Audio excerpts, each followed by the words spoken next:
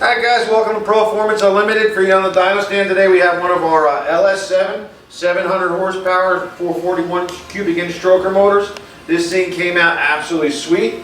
I want to go over a little bit how we have this one designed. We started out with the LS7 block, got the Eagle forged rotating assembly in this thing. This thing's running about 10.5 to 1 compression.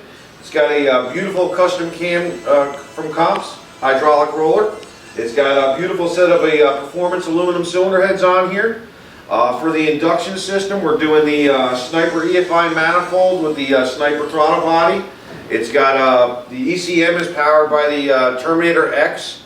This thing is absolutely awesome working with these Terminator X in the last few months here. We're very impressed with them. This motor features the March alternator power steering AC serpentine kit done in black to match this to match the black valve covers and black intake. Came out really sweet.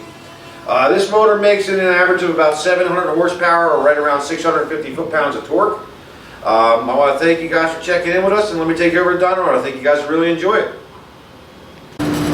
All right, Henry, I got your 2019 GT Chevy LS7 441 cubic inch engine on the dyno. Gonna fire it up.